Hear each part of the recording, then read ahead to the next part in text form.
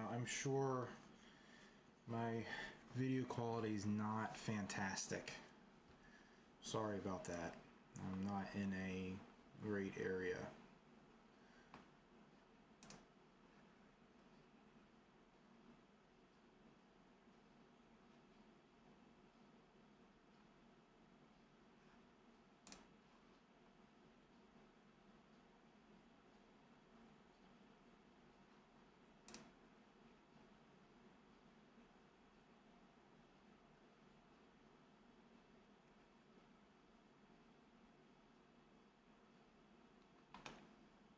Okay.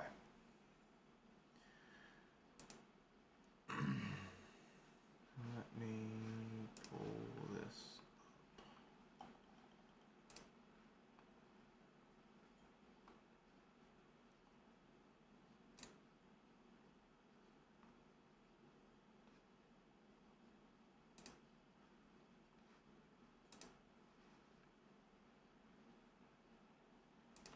up. Not what I'm looking for.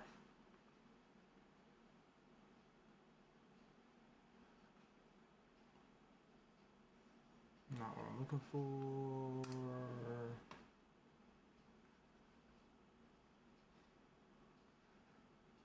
Just, yeah, that's it. Okay. So do that. Do that.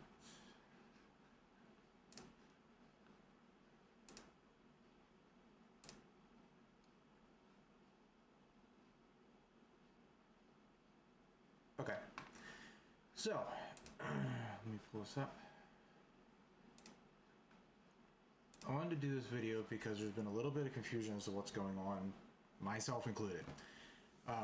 There was an explosion. There are a couple news sources saying it's at a steel plant. It is not at a steel plant. It is a steel company's plant, but it is a coke manufacturing plant. Now, the question that has come up is, well, what is coke? Coke basically is a pulverized and refined form of coal. They use coke as a fuel to source the amount of heat that they need to turn iron into steel. They got to liquefy iron into, well, they got to liquefy iron and they have to get it to about 25 to 2900 degrees. In order to get that, they need to use this coke. Coal by itself won't do it efficiently, but it also, coal will give off other noxious gases. So when they refine this into coke, what they do is they pulverize it, pack it into these ovens, really pack it tight, and then they essentially cook it at 1900, almost 2000 degrees to get all the sulfur out and all the impurities out so they can make steel with it. Now, the process in making this, let me pull this up.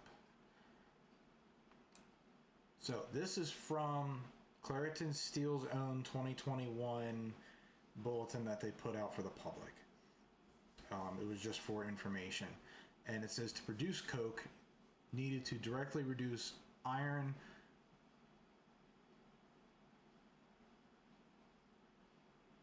try this again. To produce the coke needed to directly reduce iron, coal is superheated under reduced oxygen conditions in oven batteries, specifically designed for this process. A coke battery is made up of multiple ovens. That's one of the other confusions. They had some news articles about how they had a couple batteries permanently be shut down because of other problems they've had in the past. Batteries are not traditionally what you think of when they're talking about this. These batteries are a conglomeration of a bunch of these ovens put together. That's what they call batteries, each of these sections. Now the coal is transferred from the coal storage bunker to each oven by a coal charging rail car called a lorry car. Lorry car, a specially designed rail car that transports the coal from a coal storage bunker to each oven, also includes specially designed chutes to charge each oven or pack it with this blended coal. Like I said, this coal is pulverized to almost a powder. Now the coal is dropped into the ovens through 4 chutes. The coal is heated or baked at approximately 1900 degrees for 18 hours. During that time, gases including the volatiles of coal are driven off by the heat into the off-gas piping system. So when they release all these gases, they have to be filtered out because of EPA regulations, so they go through a filtration process as well. Now once the coke is produced, the pusher slides the coke side doors of the oven. Well, the coke side door ovens are removed and the coal or the coke is pushed into the rail car and to be quenched. All right. So when they're making this coke, it's put into the ovens. A bunch of these ovens put together in a building called a battery. It heats up for about 18 hours, 1900 degrees, and then gets pushed in. Now, in one of these articles somewhere, I saw it, and then I can't find it anymore, but they were talking about, or U.S. Steel was talking about in their Clairton plant, how they have these new doors that are better sealing, and you know, they were having issues with the old style doors. These new style doors are supposed to be better.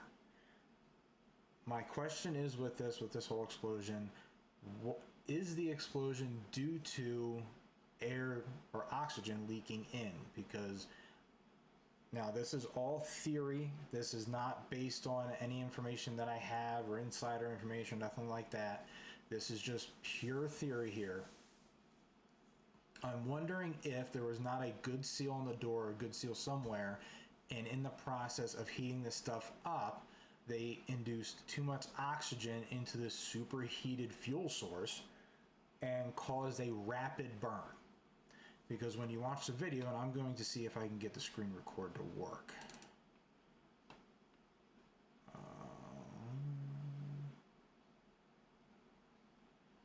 Yes. There we go. So, you can see up my top left-hand corner here. Okay, so this is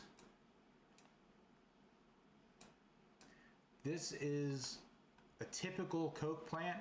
So you got the barge of coal right here, goes into the unloader, gets pulverized through the blending bins, and then it gets transferred on conveyors through the tower into the bunker, and the bunker loads the coal into these ovens, and this is considered a battery here, and it sits in here for 18 hours and cooks, and then these doors are what seals it off. Now when it's ready to be pushed out, they remove these doors, and you got your pusher that comes behind it and pushes it into the quench car, and then it goes off to be cooled off over here. So from, let's remove that. And then here's the video that I found from USA Today, where this is what they call the explosion. Now, this explosion is not a traditional boom. Where is it? Okay, to me, this looks like a rapid burn off. Play again. Watch it from the beginning. That's the explosion they're talking about. So all that black smoke right there, that is sulfur or sulfur dioxide. It's the same type of stuff that when you burn off-road diesel in a pickup truck and you see all that black smoke, or if you see a tuned diesel truck that pumps out black smoke, that's why you see the black smoke, is the sulfur content. That's that. So I'm wondering if during this process, maybe in the beginning somewhere, there wasn't a good seal or fire moved on, because when fuel burns, typically it does not explode in the traditional sense. It's not like C4 or tannerite.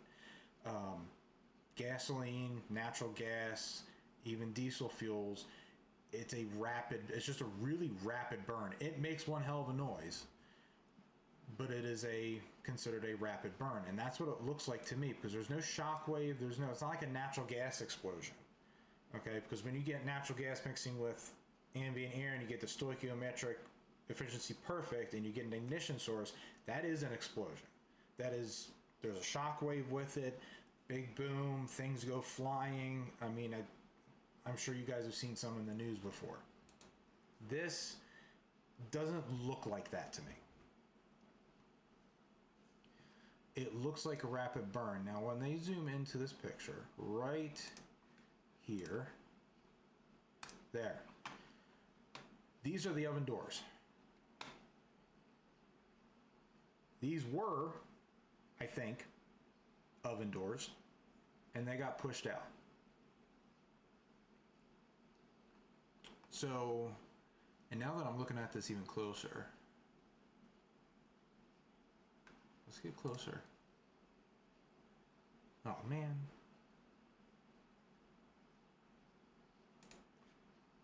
Huh.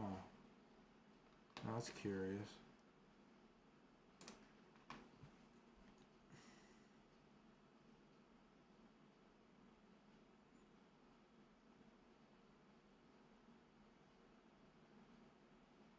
Is that doesn't look like the oven.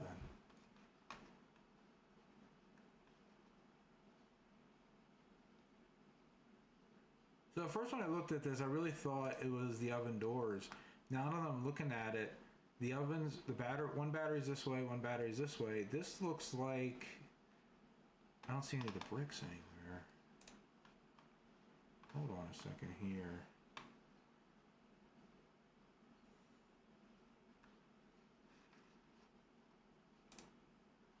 So this looks like this right here.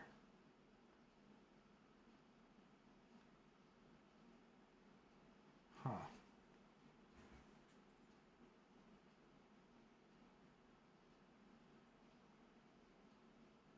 So to give a little bit of clarity, I'm not an expert in this. I am an expert in steel and welding. This is just something that really interests me as part of it. Now, U.S. Steel used to be Carnegie Steel, and then it turned into U.S. Steel in 1904. The Clairton coke facility was constructed in 1901, and in 1904 went to U.S. Steel. Am I still streaming? Yeah, okay. Make sure I'm not talking to myself. So this is traditional.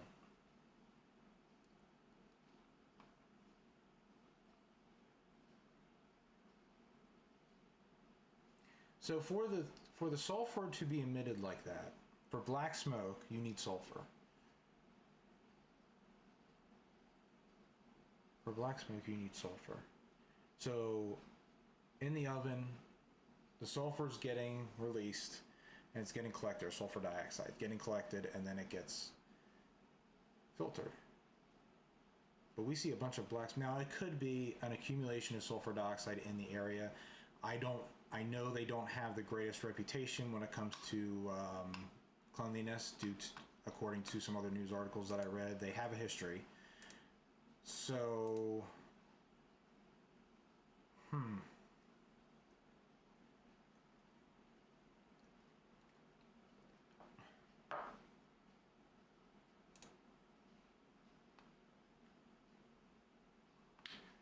that's interesting.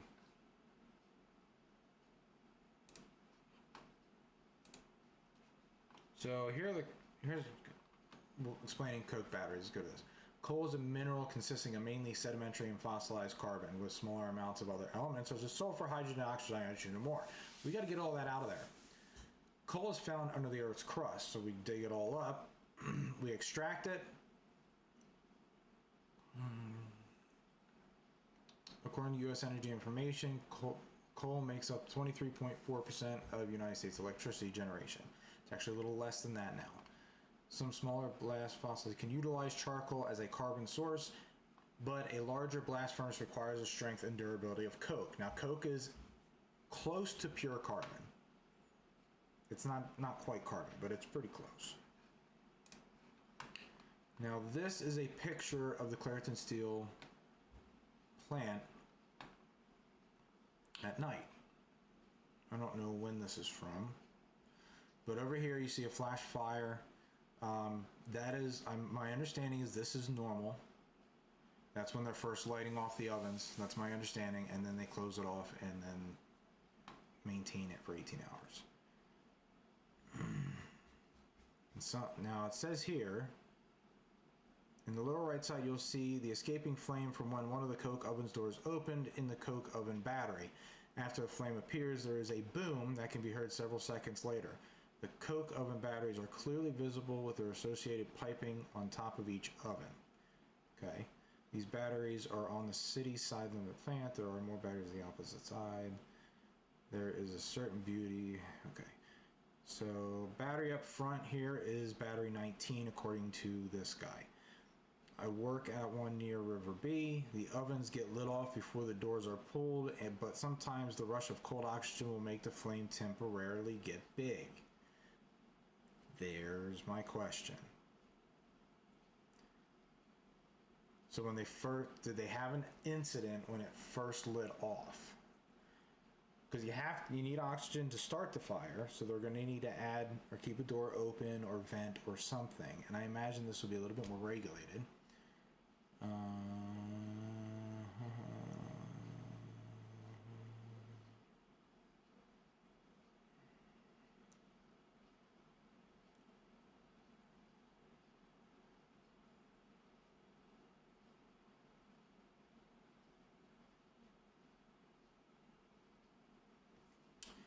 So this Shane Harper, when the oven is ready for pushing, the liquor supply to the standpipe is turned off and the standpipe lid is pushed open, allowing small amount of gases to escape. One of the oven lids is then cracked open, allowing air into the oven and up the standpipe, igniting the gases, resulting in a satisfying boom.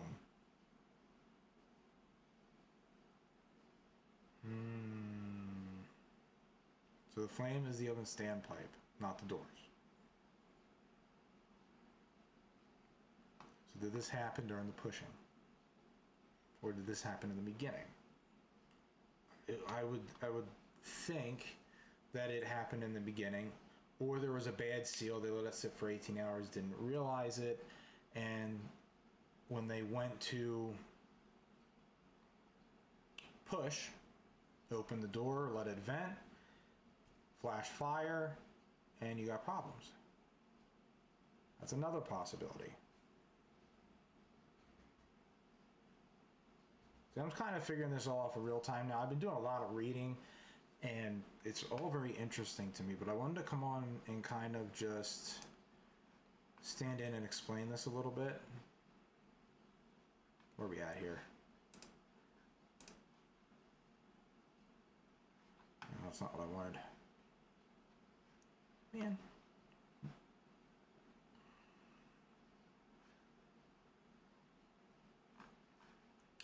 I wanted to go back to the image. If somebody wants to explain to me what I'm looking at here, let's study this a little closer.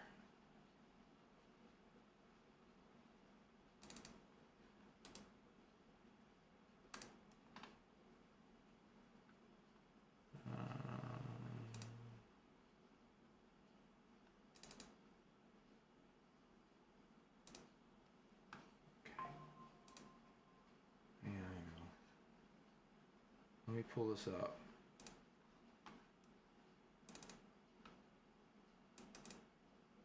Come on now.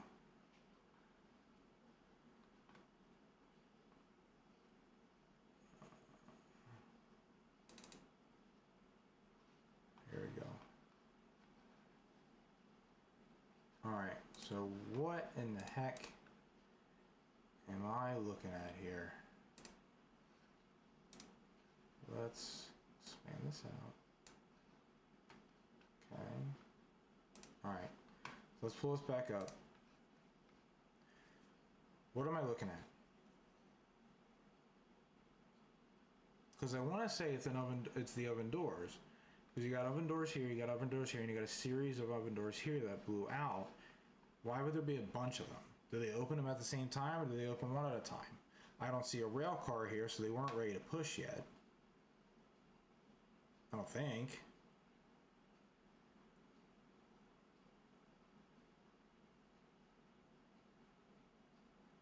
Did they load it?